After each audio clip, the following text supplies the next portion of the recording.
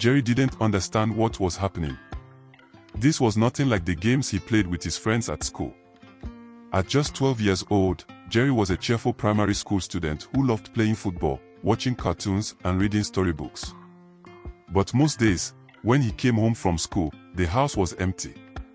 His parents, Mr. and Mrs. Rotemai, owned a large shop in the market and worked hard to provide for their only son. The school bus would drop Jerry off at home by 3:30 p.m., leaving him alone until his mother returned at 6 p.m. in the evening from his father's shop. One evening, feeling lonely, he opened up and told his parents, "I don't like being home all by myself." "We are sorry, Jerry," his mother said calmly. "It's just for a few hours. We have to work hard to pay for your school fees and everything you need in order for you to live a comfortable life." Jerry nodded, understanding his parents' struggle for him, but deep down within himself, he wished they had more time for him. One day, Mr. Rotemai came up with a solution. "Jerry," he said, "Auntie Sandra next door will look after you until we get home." Auntie Sandra was their friendly neighbor, a young woman in her late 30s who lived alone. She always had a warm smile and often gave Jerry small treats. His parents trusted her completely. "Okay, Mommy," Jerry agreed. He was familiar with Auntie Sandra and felt comfortable around her. From then on, Jerry started spending his afternoons at Auntie Sandra's house. Her home was large, well-arranged, furnished and warm. And she always welcomed him with food, drinks and a cheerful greeting that made Jerry feel special always. "How was school today, my husband?" she would ask as she handed him a plate of food. At first, Jerry felt a little shy, but she made him laugh with funny stories and even let him watch cartoons, even movies that are not rated for Jerry's age.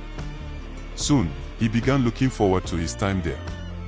One day, Auntie Sandra gave him a special gift, a brand new football. "This is for you, Jerry," she said with a smile. "You're like the little brother I never had." "Thank you, Auntie." Jerry beamed, feeling special and appreciative. But then things started to change. One fateful Thursday afternoon, after Jerry finished his homework, Auntie Sandra sat close to him on the couch. "Jerry," she said, "let's play a special game. It's just for us. Don't tell anyone, okay?" Jerry hesitated. He didn't understand, but Auntie Sandra was smiling, so he thought it was harmless. However, as the game began, he felt deeply uncomfortable. This wasn't like the games he played at school. He didn't like it. "I don't want to play this game," he said softly. "Don't worry," Auntie Sandra reassured him. "You'll understand soon." But Jerry didn't feel reassured. Instead, he felt confused, scared, and uneasy. He didn't know how to explain what was happening. As time went on for weeks, and even months, the discomfort grew, and so did his distress. At night, he started waking up to find his bed wet, something he hadn't done since he was much younger. At first, he thought it was an accident, but it kept happening. Shame and fear gripped him, and he didn't know why. One evening, sitting alone in his room almost in tears, he wished he could talk to someone. The next day at school, his teacher, Mrs. Okoro, noticed something was wrong. Normally cheerful and active, Jerry was now quiet and distant. "Jerry, is everything okay?" she asked kindly. He hesitated, staring at his desk. He wanted to speak, but couldn't find the words. Later, Mrs. Okoro gently pulled him aside. "You can tell me anything," she assured him. Tears welled up in Jerry's eyes. Finally, he whispered, "It's Auntie Sandra, she makes me feel uncomfortable." Mrs. Okoro listened carefully, her expression full of concern. "Thank you for telling me, Jerry, you are very brave. This is not your fault, and I will make sure you get the help you need." She immediately informed the school counselor and principal, who then contacted Jerry's parents. When Mr. and Mrs. Rotemai learned what had been happening, they were devastated. "We are so sorry," Jerry, his mother said, holding him tightly. "We should have listened to you earlier." His father nodded. "From now on, we'll make sure you're safe." The family reported Auntie Sandra to the police.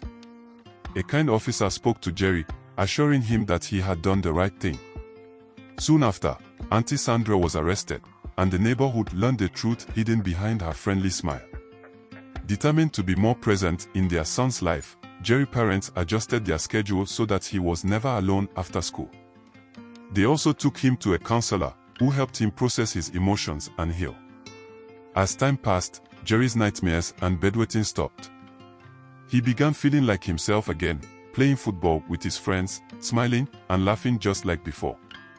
One day, he approached Mrs. Okoro at school. "Thank you for helping me," he said sincerely.